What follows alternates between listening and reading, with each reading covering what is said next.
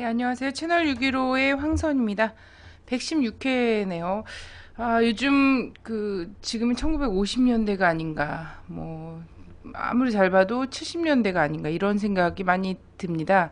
예비검석 보도연맹, 이승만 박정희 시대를 무색하게 하는 사건들, 발언들이 연이어서 터지고 있습니다.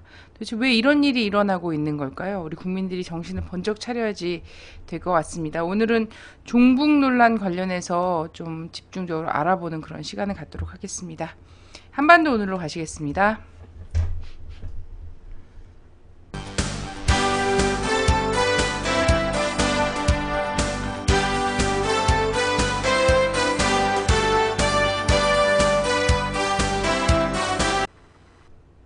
네, 요즘 날카로운 정세 분석으로 많은 분들의 사랑을 받고 계시죠? 네, 동북아의문의 문경환 대표님 오셨습니다. 안녕하세요. 안녕하세요. 네, 요즘 글쓸거리가 너무 많아갖고 바쁘시겠어요. 그러게 그죠? 말이에요. 하루 자고 일어나면 또 뭔가 터져 있고 매일매일 그렇습니다. 지금 한반도 분위기는 전쟁. 지금 얘기 나오는 거 보니까요. 한미 특전사가 북에 침투를 했다더라, 아니다더라, 이런 얘기까지 있고요. 사실은 네. 이게 휴전 상황에서 이런 것들이 암암리에 있다고 하더라도 실제 이게 그랬다라고 얘기하는 순간 사실 전쟁 상황에는 다름없는 상황 그렇죠. 아닙니까? 네. 이런 것들도 있고 간첩 GPS 기술을 북에다가 전해줬다는 그런 걸로 70대 노인이 간첩으로 몰려서 지금 또 체포된다거나, 그리고 또 탈북자 여간첩이 또 잡혔어요. 네, 탈북자 여간첩이 또 잡히는 사건이 또 벌어졌고요. 그리고 조중동 보수 언론들이나 TV에서 종북 타령을 진짜 하루에도 12번씩 더 하고 있는 것 같습니다. 예, 이런 상황이에요. 이런 상황과 관련해서 우리 많이 바쁘실 텐데 오늘 또 여기서 이야기를 나눠보도록 하겠습니다. 자, 미국이 방금 얘기 드렸던 것처럼 한미 특전사를 북한에 침투시켰다 라고 밝히지 않았습니까? 그렇죠. 그러면서 지하 시설물에 대한 얘기들도 좀 막 하고 이랬습니다. 그럼 북에 대한 상세한 정보까지 공개를 했습니다. 이것에 대해서 좀 소개를 시켜주시죠. 네.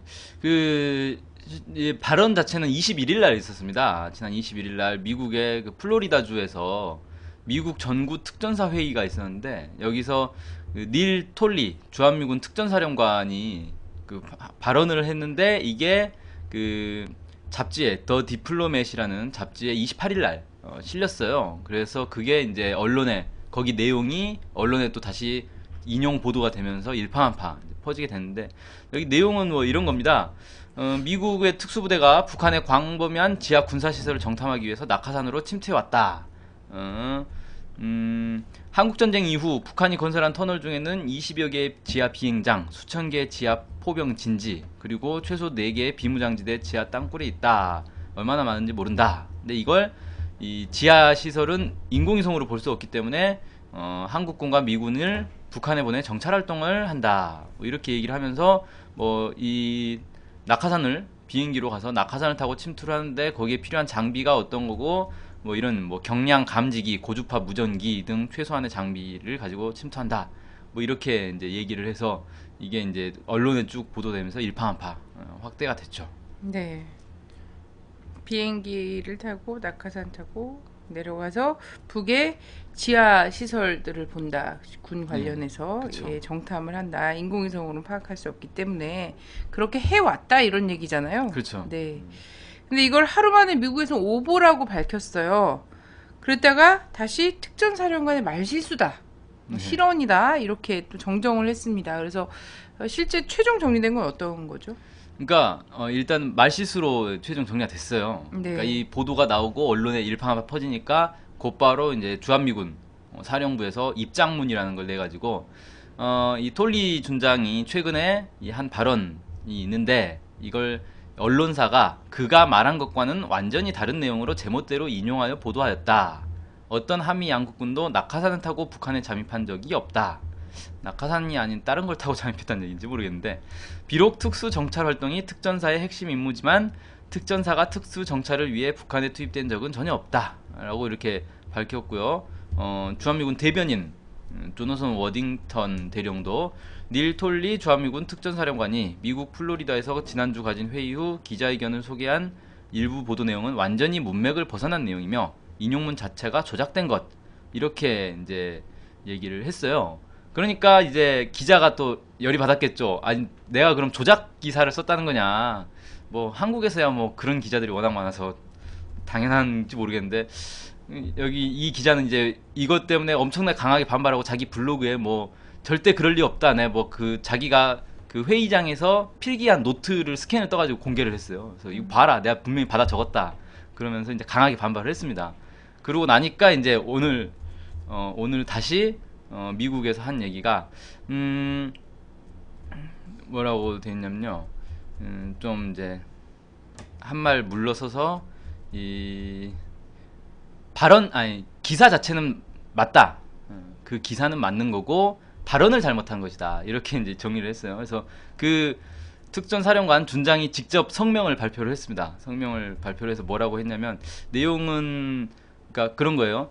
이 북한을 정찰하기 위해서 어떤 기술적인 장비들이 필요한지를 설명하는 그런 내용이었다. 그래서 만약 북한을 정찰한다면 우리는 이런 식으로 해서 이러이러한 것들이 필요하다. 이런 얘기였는데 그 가정을 제대로 이제 표현을 안 해서 듣는 사람이 오해할 수 있었던 것이다.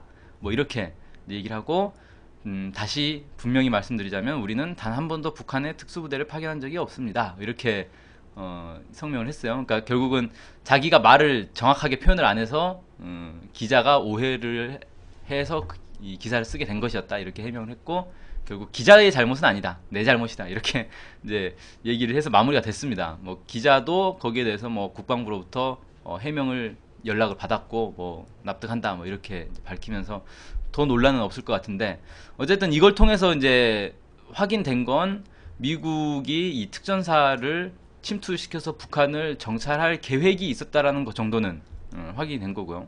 그다음에 실제로 침투를 시켰고 거기에 대해서 발언을 했는데 이걸 무마하기 위해서, 그러니까 이게 공개가 되면 사실 외교적으로 큰 문제가 되기 때문에 공개를 하지 않기 위해서 기자를 그냥 조작 기사를 쓰는 기자로 이렇게 몰아가다가 기자가 뭐라고 하니까 또 기자가 이렇게 또 확실한 증거를 가지고 있으니까 어떻게 몰지를 못하고 다시 말을 바꾸는 그런 것이었는지도 사실은 모르는 거거든요. 이건 뭐 해명할 수는 없는 건데, 어쨌든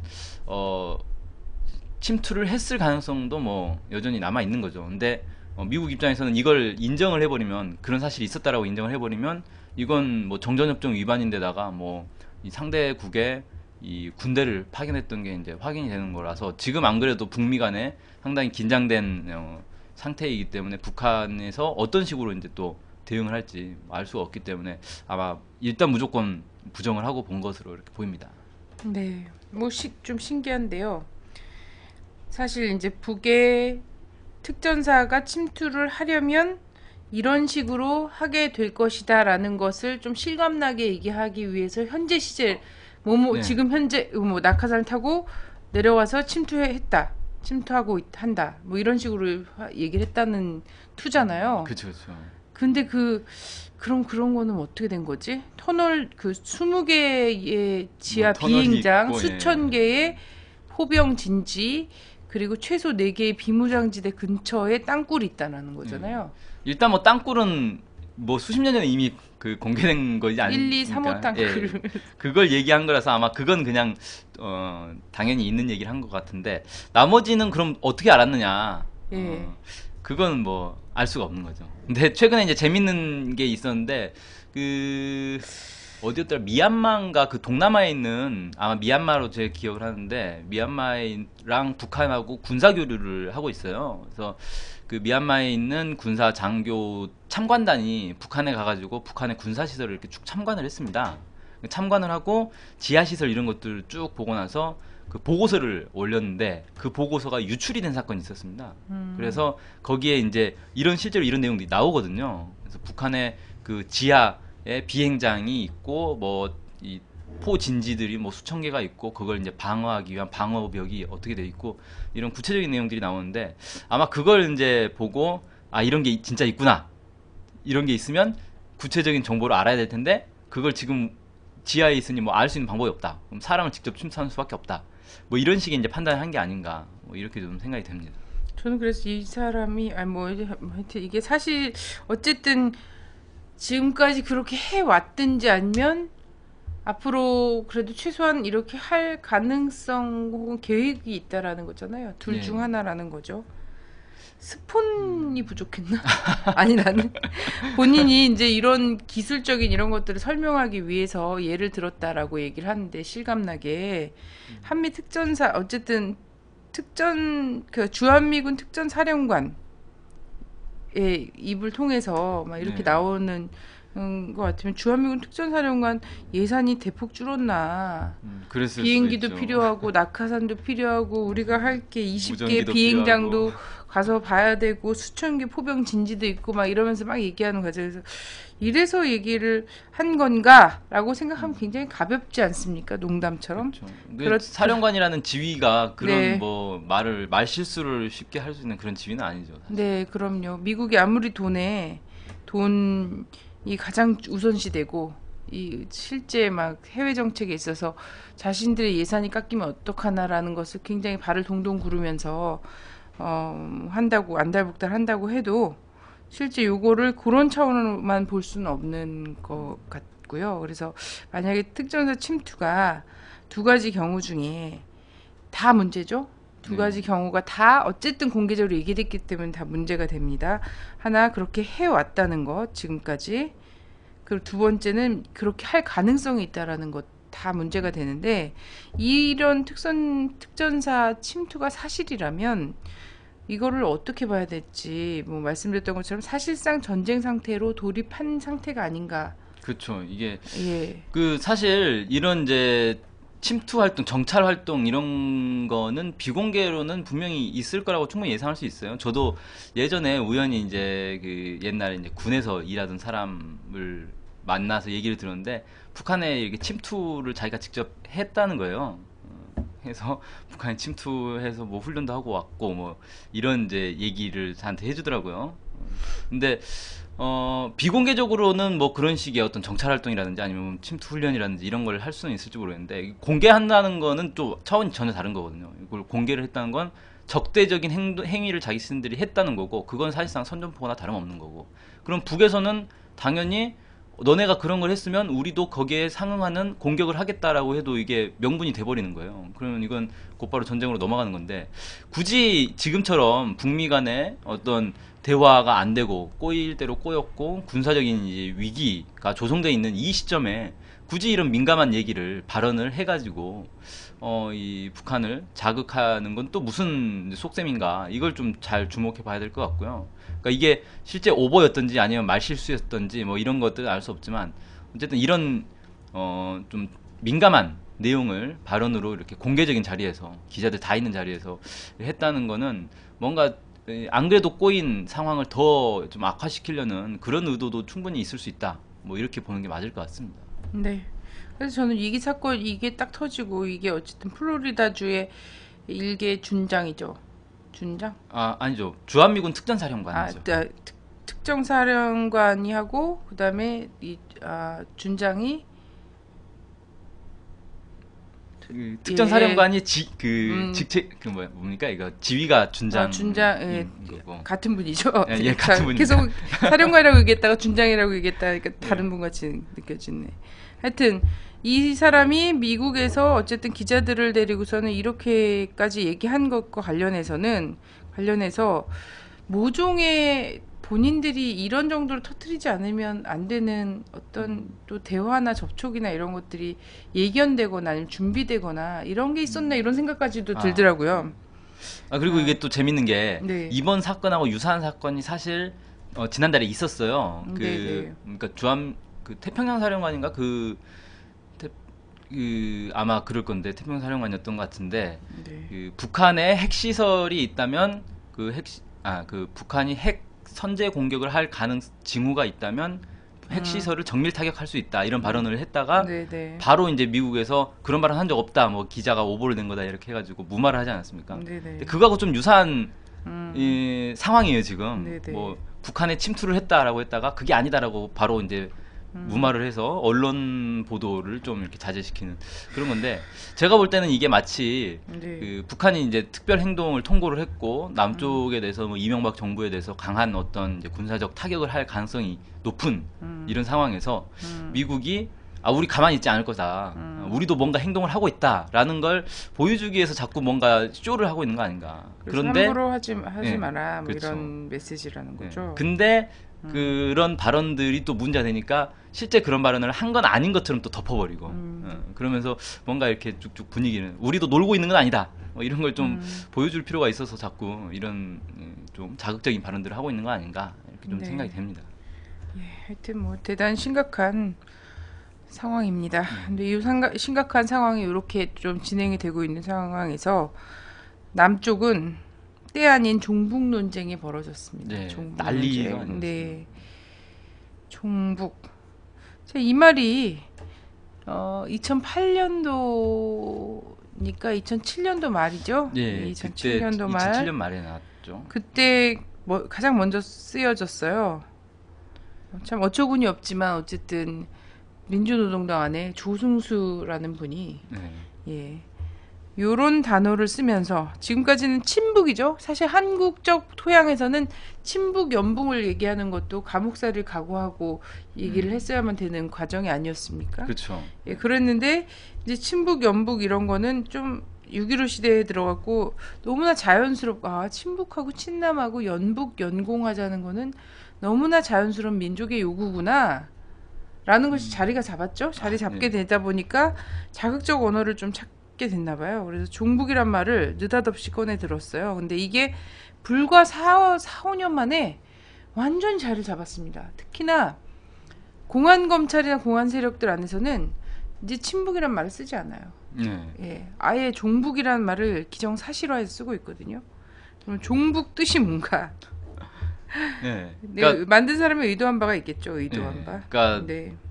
참 이 조승수 의원이었죠. 조승수 전 의원이 조선일보 인터뷰에서도 하필이면 다른 무슨 진보 매체와의 인터뷰도 아니고 조선일보라는 이 수구 언론과의 인터뷰에서 종북이라는 표현을 처음 꺼내 쓰면서 이게 일파만파 퍼졌는데 아마 이거 저작권료를 받았으면 떼부자가 됐을 것 같아요. 지금 너도 쓰고 있는데 원래 그 전에는 이제 친북이라는 단어를 많이 쓰지 않았습니까? 친북 좌파 했는데 그 예전에 그 지금 돌아가신 문익환 목사님께서 그런 말을 했어요. 아니 통일을 하자면 친북을 해야지 그러면 어쩌라는 거냐. 통일을 하려면 남쪽은 친북하고 북한은 친남하고 이렇게 하면서 통일을 하는 거지 왜 친북이 문제냐 이렇게 이제 아주 전공법으로 이렇게 말씀하셨는데, 자, 그러니까 친북이라는 게 6.15 시대에 들어서면서 크게 이제 문제가 되지 않다 보니까 더 이제 자극적인 말로 종북이라는 말을 쓰게 됐고, 종이라는 말은 이제 종속된다 뭐 그런 뜻이 아닙니까? 따를 종자를 써가지고, 그러니까 북한을 따르는 무리들, 그러니까 친북이라고 하면 통일을 위해서 북한과 이렇게 자주 접촉하고 친하게 지내는 그런 이제 뜻으로 해석을 할 수가 있기 때문에 이게 보는 입장에 따라서는 전혀 문제가 안 될 수도 있다는 말이에요. 근데 종북이라고 하면 북한을 따르는 사람들, 그러니까 북한이 주장하는 걸 그대로 추종하는 사람들이고, 더 이제 나아가면 그 북한의 지시를 따르는 사람들. 이건 간첩이죠. 그래서 이런 식으로 이제 몰아가고 있는 거고요. 그러니까 네. 결국은 이제 친북으로 약발이 안 먹히니까 종북으로 이런 표현으로 이제 들고 가고, 종북도 이제 나중에 약발 안 먹히면 더 또 다른 새로운 표현이 나올지도 모르겠습니다. 진짜. 자, 행위나 이 뭐 친북이라고 얘기할 때랑 종북이라고 얘기할 때랑은 그 행위나 의식의 주체가 달라지는 부분이 있어요. 뭐 친북이라고 얘기할 때와 종북은 실제 사람을 굉장히 자유 의지를 갖고 있고 자주적인 존재로 바라보지 않을 때만이 쓸 수 있는 말이거든요. 그렇죠. 그죠? 우리가 뭐 기독교인들이나 아니면은 마르크시스트들을 보고서는 종 마르크스주의자라고 얘기하지 않잖아요. 그렇죠. 종 마르크스. 자기가 그냥 그 사상을 가지고 자기 뜻을 펼치는 거지. 그죠? 종 그리스도인이라고 얘기하지 않잖아요. 그렇죠. 예, 주의 종이 되고 싶다가 아무리 기도를 하고 아무리 사람들한 설교를 해도 종 그리스도라고 얘기하지 잘 않는단 말이죠. 왜냐하면 그리스도를 따르는 것도 그 사람의 자유의지와 선택에 의한 것이다라고 바라보는 정도의 예의 범절이 있기 때문에, 인간에 대한 예의 범절이 있기 때문에 그런 건데, 이런 말들을 쓴단 말이죠. 그래서 요즘 분위기가 50년대 미국을 보는 것 같아요. 네. 50년대 미국이라든가 그때 미사일 위기가 있었을 때의 미국 있잖아요. 쿠바 네, 미사일 위기. 그렇죠. 그때 당시 사람들이 공황 상태가, 그 공포감, 빨갱이에 대한 공포감 이런 것들 있지 않았습니까? 네. 이 그런 분위기를 몰아가기 위해서 막 난리를 치고 있는 것 같아요. 가깝게는 90년대에 자, 한국 사회에 압력하는 간첩이 뭐 5만 명? 5만 명이라 그랬나요? 박홍이? 몇만 명 된다고 했습니다. 네네. 그래서 박홍의 주사파 뭐 얘기하면서 이 파동을 보는 것 같은데요. 근데 뭐 그때 그래서 5만 명이 나타났는지 뭐 어쩐지 잘 모르겠습니다. 네. 근데 하여튼 이것 때문에 한국 사회가 그렇게 크게, 그렇게 많다고 하는데도, 박홍의 주장에 따르면 그렇게 많다고 하는데도 그 민주적 기본 질서와 국가의 안녕과 관련해서 크게 흔들림이 없어 보지 않았습니까? 그렇죠. 그러니까 메카시즘도 사실은 메카시 의원이 처음 이제 주장한 건데 그 상황을 자세히 들여다보면 정말 우스운 게 뭐냐면요. 당시 메카시 의원이 여러 가지 이제 부도덕한 행위들과 뭐 좀 불법 행위들 이런 게 드러나가지고 위기에 몰렸어요. 의원직을 쫓겨날 위기에 몰리니까 갑자기 내가 이 소련의 간첩들, 이 공산주의자들이 미국에 암약하고 있는 걸 명단을 가지고 있다라고 폭로를 한 거예요. 그러면서 일약 스타가 됐죠. 그래서 미국은 안 그래도 지금 소련하고 뭐 핵전쟁의 위기 그때 한참 공포심이 있었기 때문에 미국 국민들이 아니 그런 사람들이 있었단 말이야 그러면서 이제 다들 메카시의 말을 믿게 된 거예요. 근데 나중에 청문회도 하고 재판도 하고 막 했는데 끝까지 그 리스트를 공개를 안 했습니다. 리스트가 없었던 거죠. 리스트는 없는데 일단 자신의 위기를 모면하기 위해서 그걸 터트려 놓은 거예요. 터트려 놓고 나중에 재판했는데 거의 대부분 무죄가 됐어요. 뭐 그 메카시가 지목한 사람들이 있거든요. 또 이 사람이 공작원이다 뭐 이렇게 했는데 정작 체포해서 재판해 보니까 다 무죄로 풀려나고 청문회 해봤더니 다 무혐의로 나오고 이렇게 그때 당시에 뭐 유죄로 판결된 사람이 몇 명 안 되는 걸로 알고 있습니다.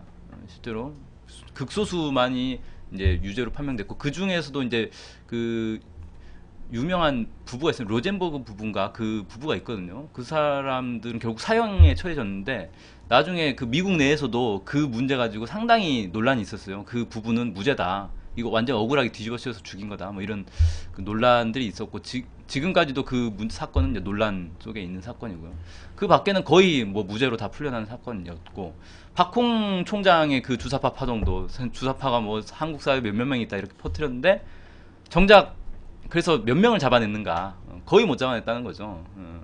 또 그런 얘기 들으면 또 5만 명 채워야지 된다고 생각할 수도 있어요. 이 사람들은. 5만 명을 또 바닥바닥 모아서 그러니까 결국은 그냥 학생운동 하는 사람들 괜히 붙잡아다가 그 책 막 뒤져가지고 무슨 태백산맥 이런 거 다시 쓰는 한국 현대사 뭐 이런 책 나오면 이적 표물 갖고 있었으니까 너는 주사파다 뭐 이런 식의 뒤집어 씌운 거 외에는 사실 큰 성과를 못 올렸거든요. 그러니까 그때 당시가 94년이 어떤 시절이었냐면 그 북한에서 이제 김일성 주석이 서거하고 그 조문 파동이라고 있었죠. 남쪽에서 이제 통일운동하는 사람들이 지금 통일을 남북 관계를 진전시키려면 조문을 가는 게 맞다. 조문을 가도록 허용을 해라. 정부도 조문을 해라. 이렇게 했는데 그때 김영삼 정부가 철저히 가로막고 조문하겠다는 사람들 다 잡아가 버렸다고요. 그러면서 그 이제 공안 정국이 형성되니까 거기에 편승해가지고 이 박홍 총장이 자기가 뭐 학생운동에서 잘 아는 것처럼 해서 막 그렇게 퍼뜨리고 메카시즘하고 거의 비슷한 분위기가 됐죠. 그때도 조선일보 뭐 이런 데서 누가 뭐 주사파네 막 떠들고 다녔다고요. 근데 결국 이 메카시즘도 그렇고 뭐 90년대 박홍 발언도 그렇고 결국 이제 지금 시간이 많이 흐르고 나서 들여다보면 결과적으로 뭐가 남았느냐. 남은 건 아무것도 없다는 거예요. 그냥 정부의 공안정국 형성에 도움을 준 거 외에는 남은 건 없더라.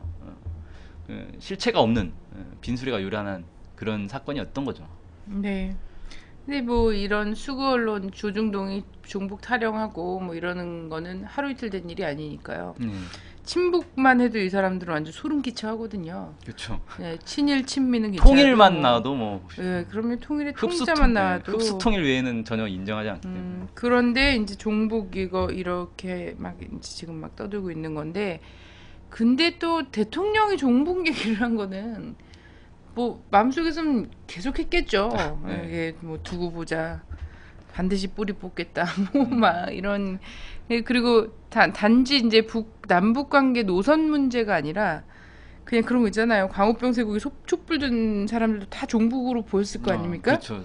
그래도 대통령이기 때문에 이 얘기를 하지는 않았었는데 이번에 또 했잖아요. 북보다 종북 종북이 세력이 더 더 문제다. 문제다. 이런 얘기를 했어요. 그러니까 대통령의 발언은 그 국가를 대표하는 사람이기 때문에 이 함부로 가볍게 발언을 하면 안 되거든요. 근데 여기서 이제 이런 발언을 하면 결국은 이제 이게 어떻게 되냐면 대통령이 종북 세력이 문제다라고 발언을 했기 때문에 정부 기관들은 다 종북 세력을 뿌리 뽑기 위해서 뭔가를 해야 되는 거예요. 그럼 검찰들은 또 종북 세력 잡아내겠다고 막 나서게 되는 거고 이렇게 되는데 그래서 실체가 뭐냐 이거예요.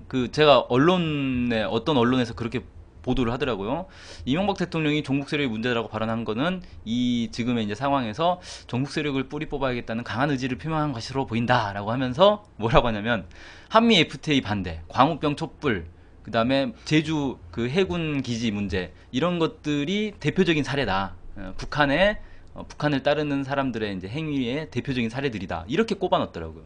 자, 그러면 종북파로 나눠질 사람들 굉장히 많네요. 그렇죠. 그러니까 이게 북한에서 그런 거에 다 대해서 국민 과반수 이상의 이런 그렇죠. 걸 딱 파로 나눈 것 같은데요.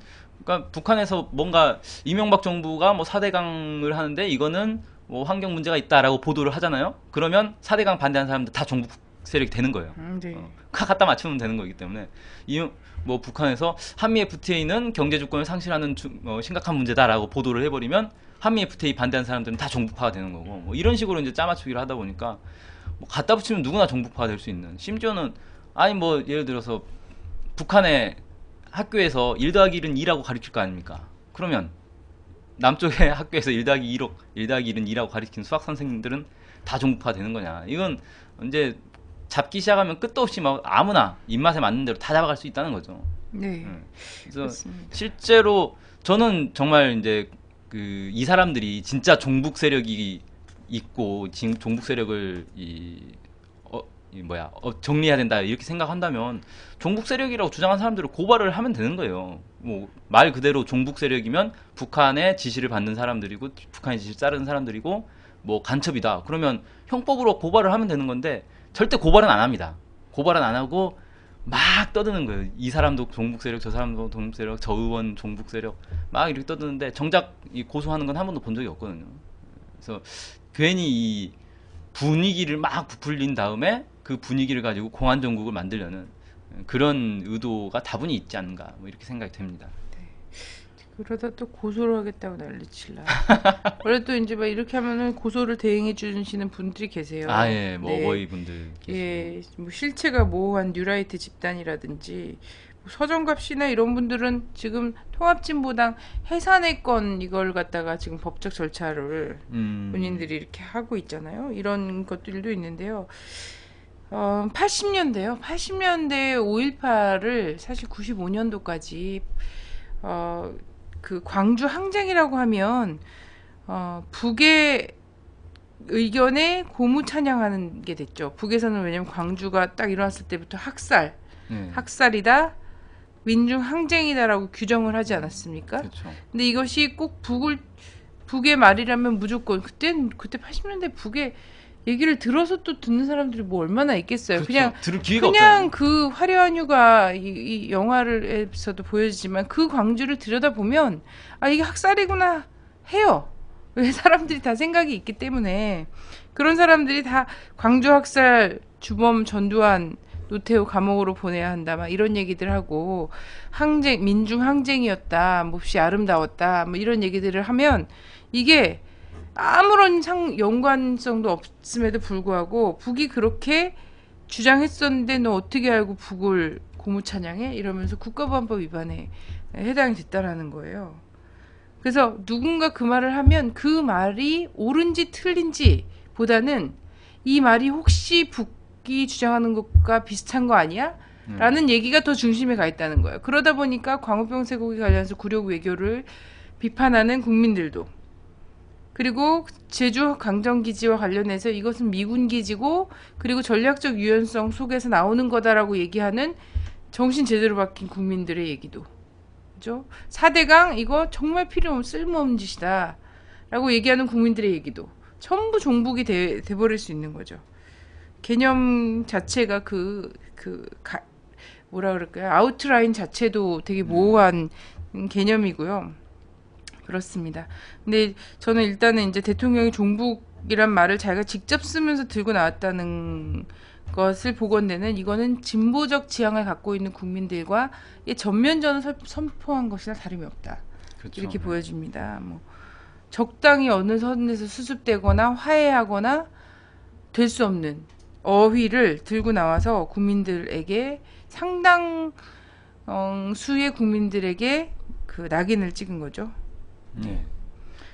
자, 그러면은 도대체 왜 지금 종북 논란인가?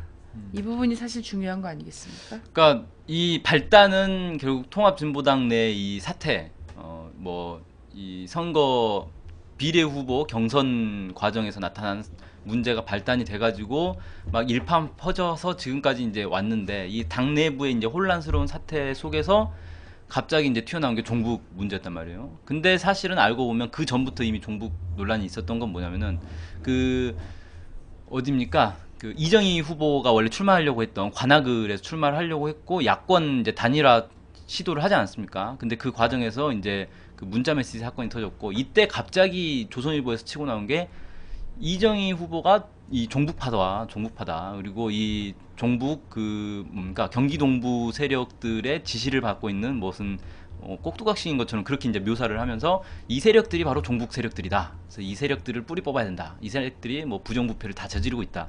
이렇게 이제 먼저 보도를 했어요. 그러고 나서 이제 총선 들어갔고 좀 잊혀질만 하다가 갑자기 당내에서 이제 통합진보당 내에서 또 막 이제 시끄러운 소리들이 나오니까 다시 이제 이 조선일보나 이런 조중동에서 이걸 가지고 또 들고 나온 거죠. 그래서 봐라, 역시 종북 세력들이 이제 선거 부정까지 저질렀다, 이런 식으로 이제 막 치고 나왔고, 급기야는 뭐 아무 관계도 없던 무슨 청년 비례 후보까지도 이 사람도 같은 종북파다, 뭐 이렇게 이제 몰아가지고 두 사람만 이 낙마를 시키면 마치 종북파가 사라지는 것처럼 그렇게 이제 막 집중을 했는데, 그러니까 이 상황을 이제 쭉 들여다보면 어떤 거냐면 몇 가지 이제 배경이 있는데, 첫째는 통합진보당이 이번 총선에서 13명이라는 의원을 배출했어요. 원래 이제 목표에 비해서는 많이 배출한 건 아니지만 이 이제 수구 세력들이 볼 때는 상당히 위협이 되는 거죠. 아니 거의 2배 가까이 의원 수가 늘어났기 때문에 뭐 사실 이정희 의원 한 분만으로도 상당히 골치 벅찼죠. 아팠거든요. 예. 김선동 의원이 갑자기 최루탄을 막 국회에서 터뜨리지 않나, 이런 사람들이 갑자기 이제 13명이 된다고 생각해 보십시오.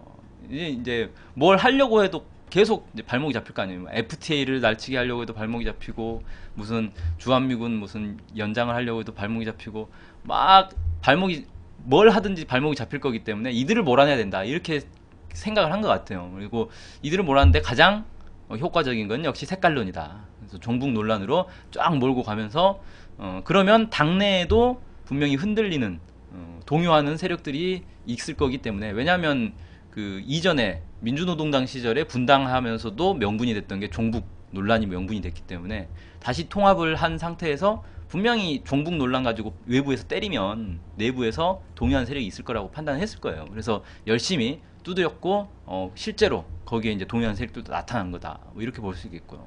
또 하나는 이제 정부 입장에서는, 정부가 지금 이명박 정부가 거의 이 사면 초과에 몰려가지고 온갖 부정 비리들이 계속 연일 터지고 있고, 이런 것들이 다행히 이제 통합진보당 사태에 묻혀가지고 잘 드러나고 있지는 않지만, 여전히 계속해서 뭐 사건 터지고, 뭐 최시중 같은 경우는 이명박의 멘토 아니었습니까? 멘토가 감옥에 가 있는 뭐 이런 이제 심란한 상황까지 와 있는데, 더 이상 이제 전국을 어떻게 자기들 뜻대로 할 수가 없으니까 뭔가 이 돌파구를 마련해야 되겠고, 돌파구로서 또 이제 가장 만만한 게 이 종북 논란 아닌가. 종북 논란을 통해서 자신들의 이 집권 안정화에 걸림돌이 되는 세력들은 전부 종북으로 몰아넣을 수 있는 거거든요. 그러니까 아까 말씀드린 것처럼 제주 강정 해군기지 이거 빨리 건설해야 되는데 못 하고 있어요. 그러면 이게 군사적인 문제뿐만 아니라 이 정권의 이 통제력에 문제가 있는 거예요. 정권이 하겠다고 해놓고 주민들이 반대한다고 못하네? 정권이 힘이 없다는 걸 드러내는 거 아닙니까?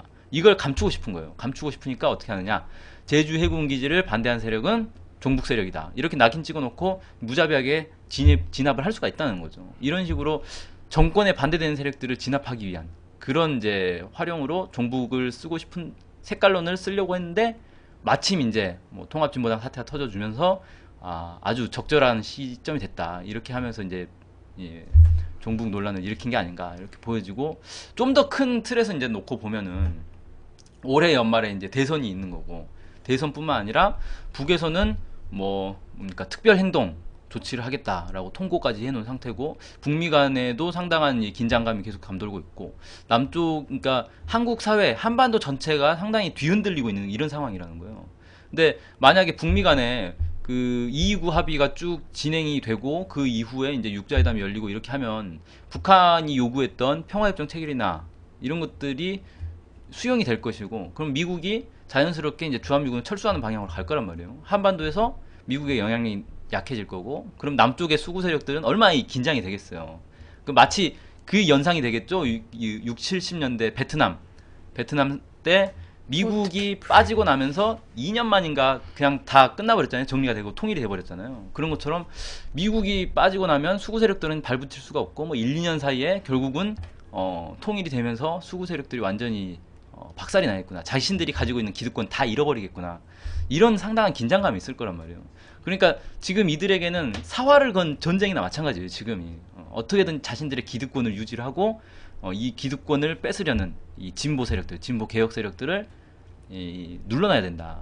그러려면 당장 급한 건 대선에서 이겨야 되는 거고 대선에서 이기기 위해서는 야권 연대를 깨야 되는데 야권 연대를 깨는 데서 가장 중요한 게 통합진보당을 짓밟아 놓는 거죠. 통합진보당이 야권 연대 가장 적극적인 거고 통합진보당이 이렇게 종북으로 막 매도를 하고 나면 민주당은 이제 쉽게 손을 못 잡는다는 거예요. 손을 잡았다가 자기들도 종북으로 매도될까봐 쉽게 손을 못 잡고 이번에 벌써 박지원 의원 같은 경우는 뭐 통합진보당 2명 의원을 뭐 제명하는데 뭐 협조할 수 있다 이런 식의 이제 발언을 했는데 발 빼는 거죠. 이제 자기들까지 불똥이 튈까봐. 근데 민주당 내에도 옛날에 뭐 학생운동 출신 이런 사람들이 많이 있기 때문에 얼마든지 불똥이 튈 수 있습니다. 조선일보가 맘만 먹으면 민주당의 뭐 학생 전대협 출신의 누구는 뭐 옛날에 뭘 했고 주사파고 뭐 이런 식으로 보도하면 끝장나는 거거든요. 조선일보에 소설 쓰는 능력은 뭐 잘 아시지 않습니까?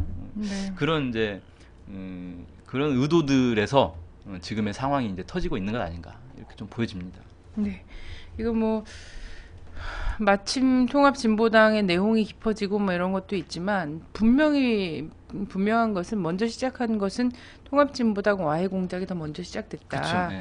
이것도 외부에서 예, 3월 달부터 저는 좋은 먹잇감이었다고 생각되고요. 지금 종북 논쟁에 지금 중심에 서 있지 않습니까? 네. 네, 때 아니게 정말 그게요. 갑자기 그 부분도 좀 어떻게 얘기를 이 자리에서 하시는 게 좋을 것 같은데 조선일보 일면까지 나오셨으니 네. 전 국민이 다 알게 됐죠. 근데 일단은 3월 달에도 갑자기 제가 중국 정부의 조문을 전용 씨가 네.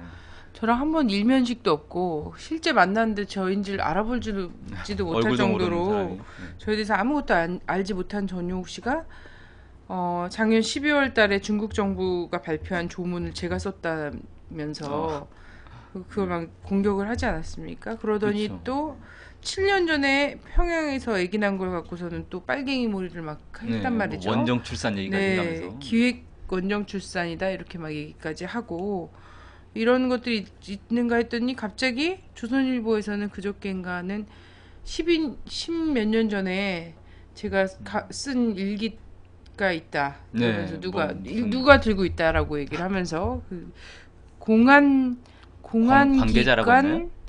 소식통 공안기관 소식통이 제가 쓴 일기장을 압수수색해서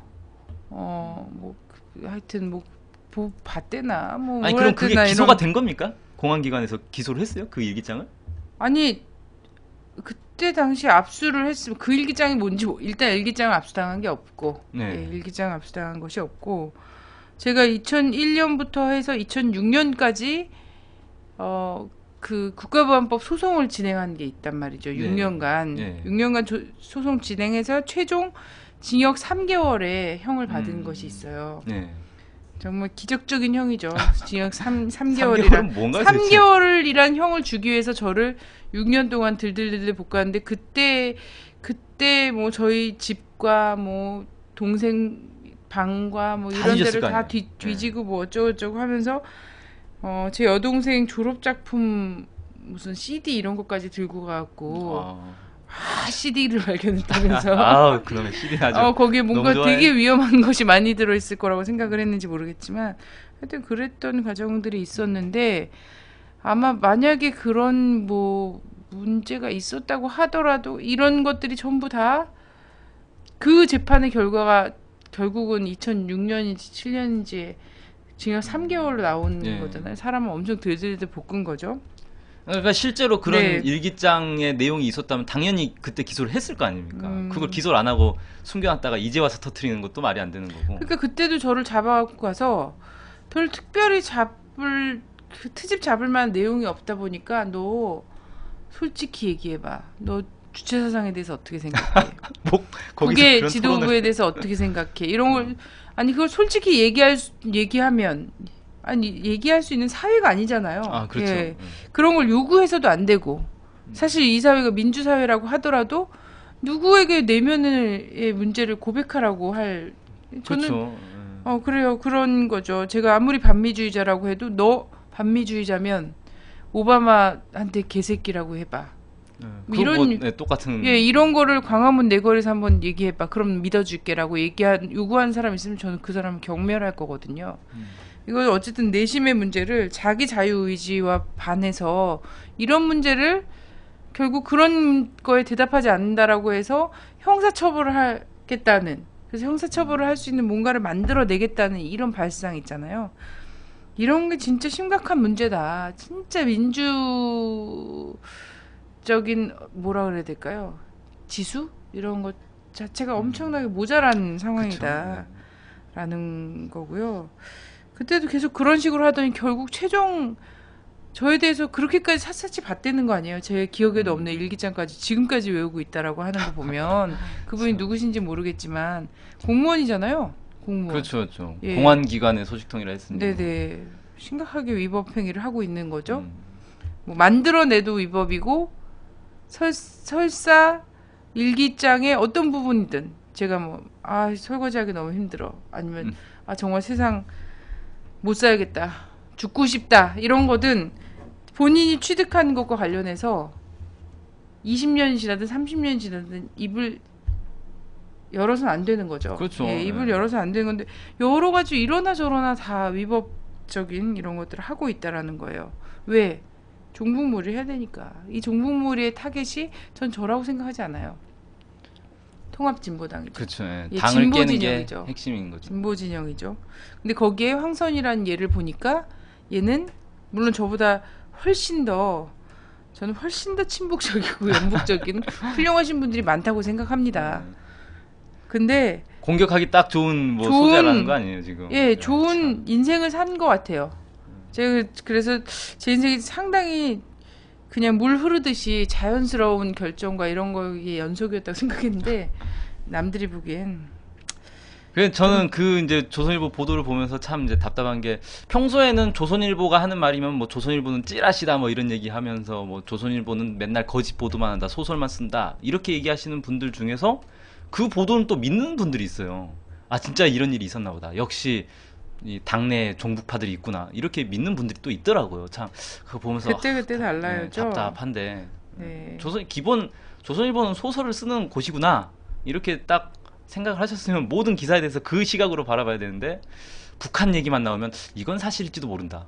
이런 참 아니 소위 위험하다. 진보 언론이라는 곳에서도 북과 관련된 보도나 이런 것들은 사실 조중동 수준에서 크게 다르지 않더라고요. 네, 이런 것도 문제다라고 생각하고요. 그렇습니다. 하여튼 이 내면의 고백을 강요하는 것과 관련해서 큰 문제죠.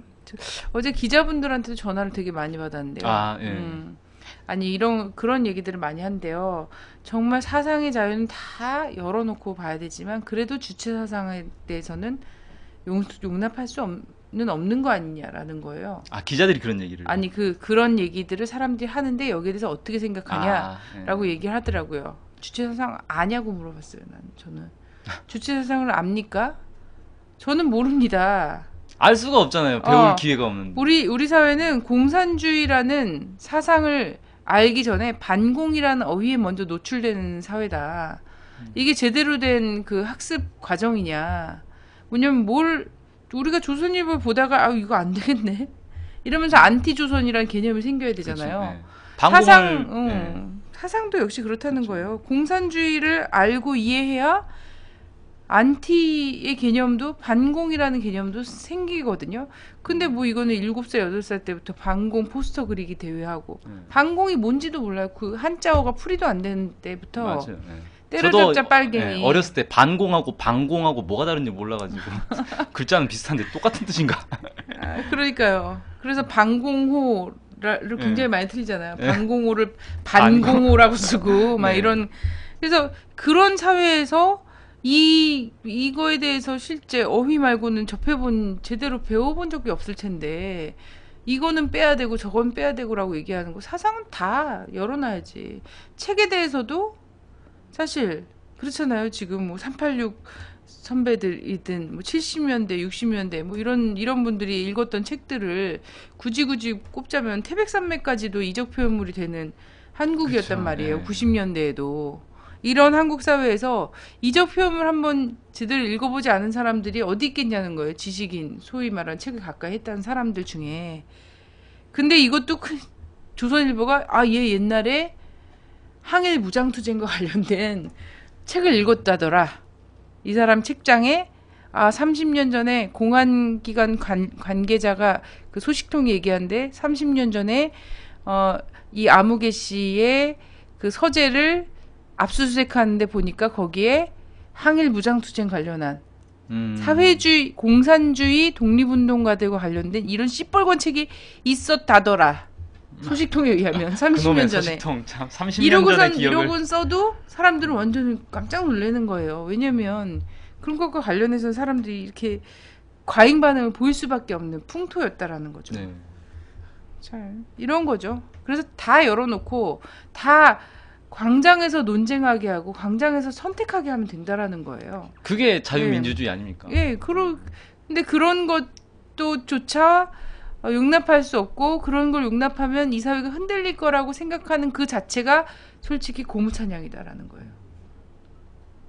그죠? 그거 자체가 고무찬양이고, 우리 이 사회나 사람의 의식 안에서 굉장히 가진 사상과 철학들을 다 잘 조합해서 정말 훌륭한 사상을 또 자기 것으로 만들고 이럴 수 있는 능력 자체를 의심하죠.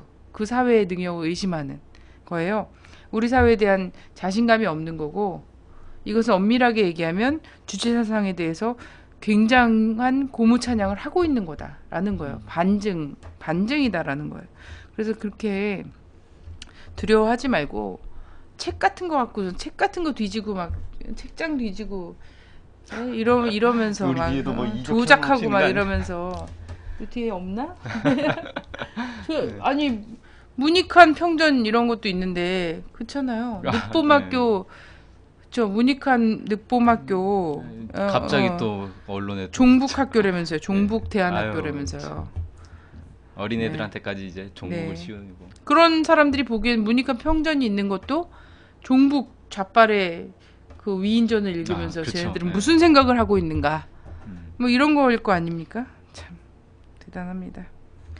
자, 앞으로도 이런 공세는 계속 강해질 거고요. 그죠? 그렇죠. 지금 이제 벌써 그 하태경 우리 방송에 몇 번 등장했던 그 이제 한국의 노인분들의 90%는 친일파였다라고 얘기하신 그분이잖아요. 훌륭하신 분인데 하태경 그 사람이 명예훼손으로 노인분들이 다 공동 소송을 하셔야 된다고 봅니다. 그 최근에 또 이런 얘기를 했어요. 강기갑 그 지금 비대위원장, 혁신 비대위원장으로 돼 있죠.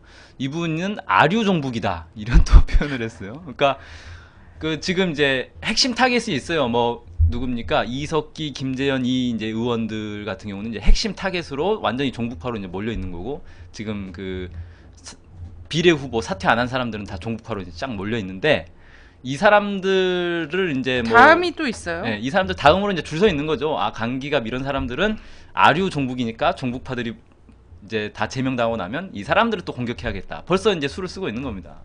뭐 이렇게 이제 갈 것이고 지금 이제 오늘 또 뉴스 보니까 막 간첩 이 북한의 보위부에서 교육을 받은 간첩이 와서 남한의 이 신문에 걸려가지고 간첩임을 실토했다. 정말 교육을 어떻게 하는지 모르겠는데 너 이상하잖아 간첩 맞지? 그러니까 네 맞습니다 라고 실토를 했다는 거예요. 뭐 이런 이제 사건이 요즘 또 간첩들은 왜 그래? 좀 너무 나약한 사람들을 간첩으로 보내는 건지. 아니 예전에 우리 간첩 이미지가 있잖아요. 네. 우리는 그렇게 배웠단 말이죠. 그것도 반공교육의 일환이죠. 그쵸. 잡히면 악랄하고 막 잡히면 혀를 깨물고 죽는다거나 아니면은 독침을 갖고 있다가 본인이 차라리 자결을 자살을 하고, 한다거나 뭐 이런 걸로 가르쳐 놓고 그렇게 배웠는데 우리는 도덕 시간 이런 때 막 이런 정작, 사람. 근데 정작 언론에서는 신문, 이렇게 전혀 네. 이미지가 다른 간첩을 그렇죠. 내놓으면 어떡하냐 말이야. 우리 교육이 틀린 거야. 몇 시간 언론이 틀린 거야. 몇 시간 신문했더니 바로 실토하더라. 뭐 이렇게 나오고 있어요.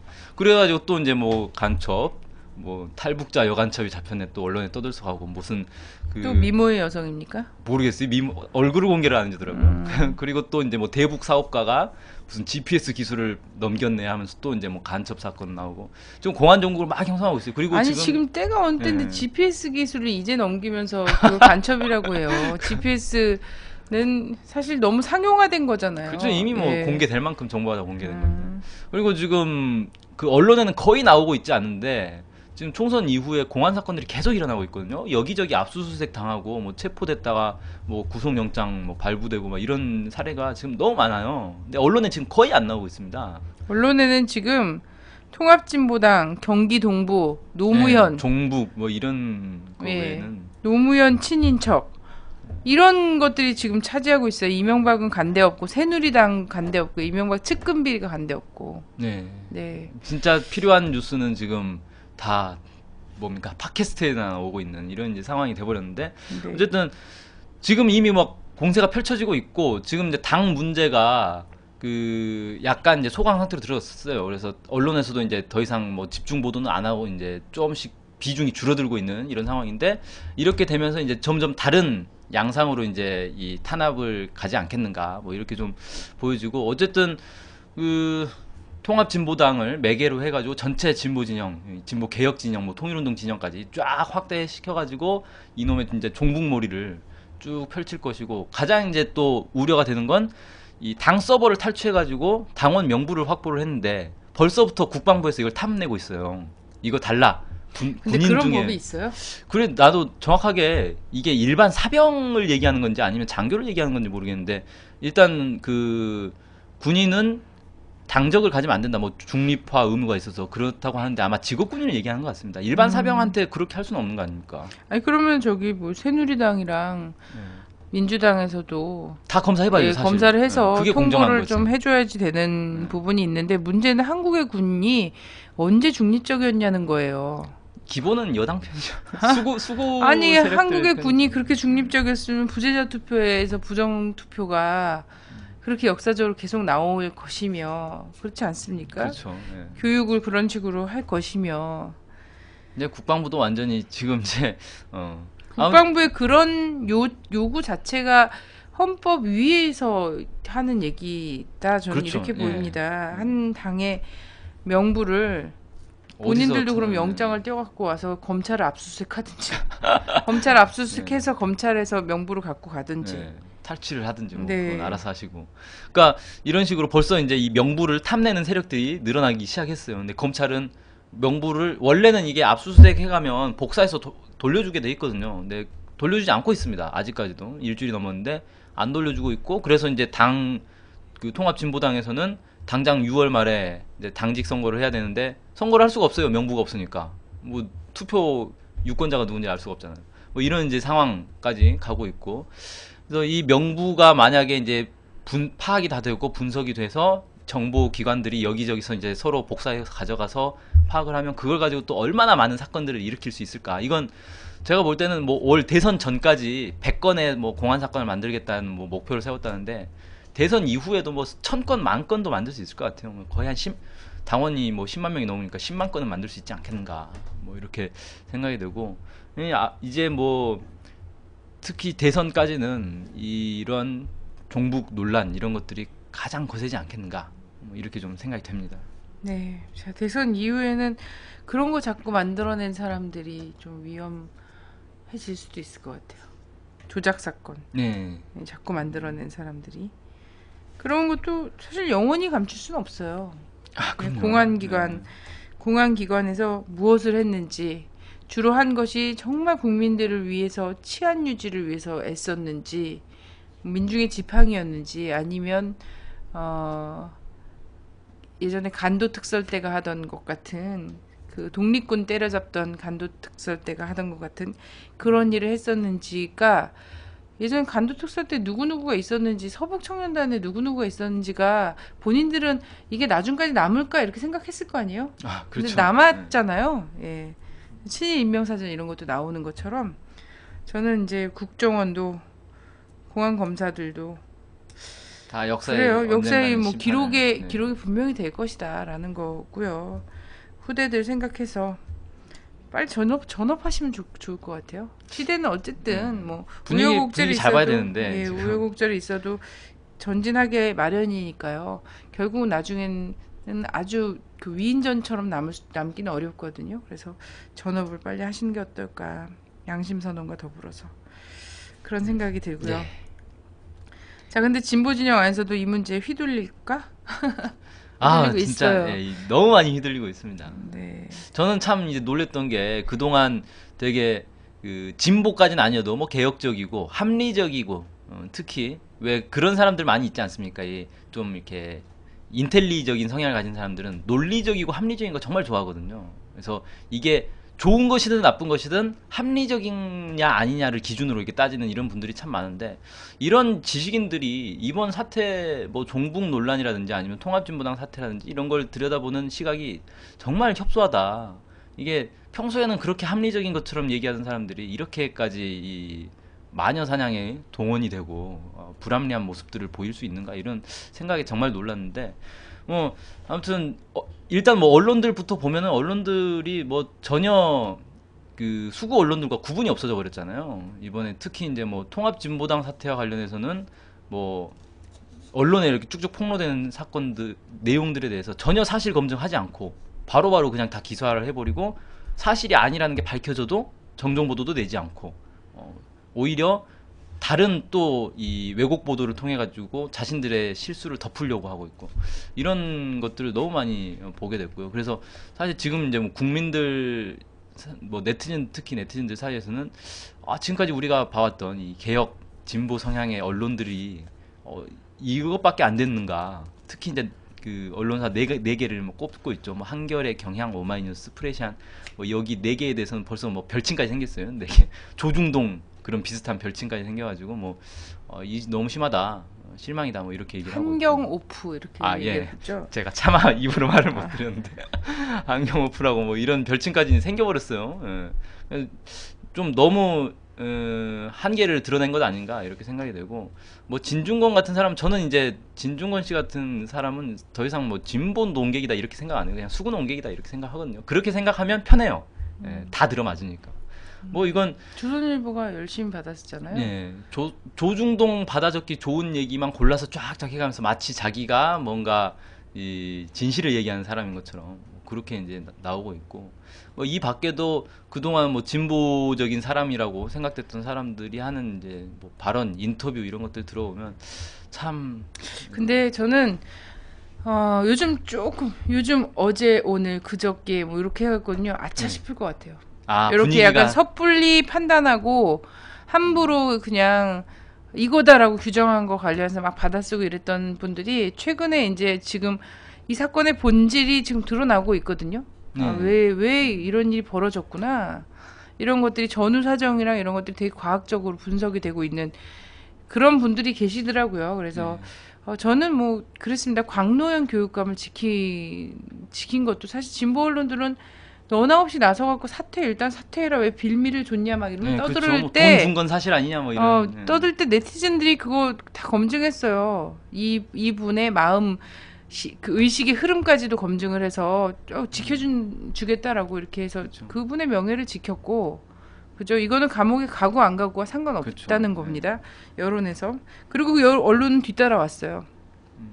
천안함 같은 것도 그렇지 않아요. 그렇죠. 예, 언론에서 제대로 한번 달라붙어서 천안함 관련해서 보도하고 분석하고 한 언론이 사실 몇 개 안 되죠, 예, 아직. 진보 언론이라고 얘기하는 데서도 거의 없잖아요. 네. 지금도 재판 진행 중인데 그 재판장에 가는 언론인 손에 꼽습니다. 네. 미디어 오늘 뭐 이런 그렇죠. 데가 계속해서 이것과 관련해서 주목한 정도고, 실제 사람들한테 영향력 있는 이런 언론들 있잖아요. 진보 매체라는 데서도 그냥 큰 언론이 네. 브리핑하는 거 수준에서 크게 벗어나지 않고 있는 거예요. 그리고 실제로 가서 취재를 해놓고도 보도를 안 한대요. 네. 뭐 때문에 보도를 안 하는지 모르겠는데, 위에서 압력이 있는지는 모르겠는데. 그래서 참 가슴 아픕니다. 저희가 온식 집안이 있잖아요. 저희 부모님도 그렇고 제 동생도 그렇고 저도 그렇고 다 나름 일간지 신문도 열심히 보는 축에 속하는 사람들이었거든요. 근데 네. 우리 식구들이 정말 상의도 없이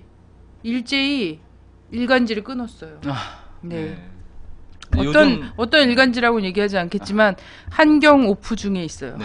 아, 요즘 뭐 신문 중에. 네. 끊는 사람 많고, 심지어는 자기가 이제 창간 주주였는데 주식 팔 수 없느냐. 네. 근데 그게 또 상장 주식이 아니어서 팔 수도 없다 그래요. 아, 그래요? 네, 그래서 정말 팔아버리고 싶은데 팔 수가 없어서 미치겠다, 뭐 이런 이제 얘기를 하시는 분들도 있고.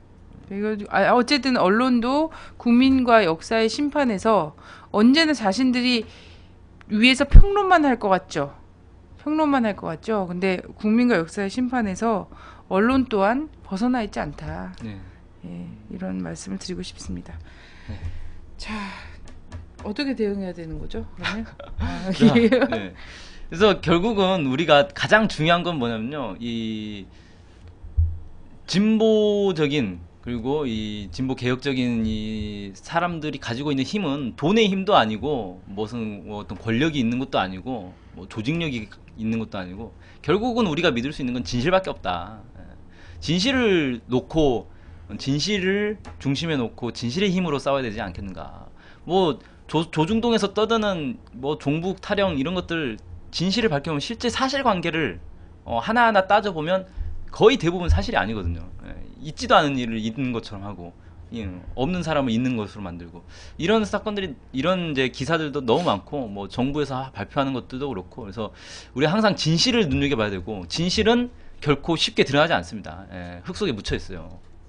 그리고 항상 겉으로 드러나는, 언론에 나오는 보도들, 뭐 발표들, 성명들, 이런 것들 물 밑에 진실은 있기 때문에 항상 한꺼풀 벗겨보는 그런 자세를 가지고 있어야 된다. 그리고 어디까지나 이 사실에 기초해서, 진실에 기초해서 모든 걸 판단하고, 이걸 끝까지 고수를 해야 된다. 이게 잠시 좀 위기에 몰리고 좀 힘에서 밀려가지고, 아 이건 좀 접고, 진실은 나중에 그냥 밝히면 되니까 일단은 좀 우리 접어주자, 이렇게 하는 게 하등 도움이 안 된다는 거예요. 천안함 사건 때도 결국은 그랬잖아요.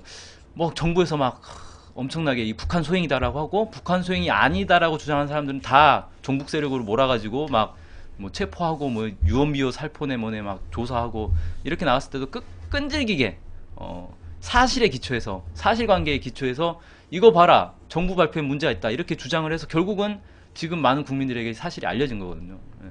그런, 우리가 언제나 이 사실과 진실에 기초해서 이걸 포기하지 않는 그런 노력이 중요하겠다, 이렇게 생각을 합니다. 네, 감사합니다. 네, 감사합니다. 자, 예.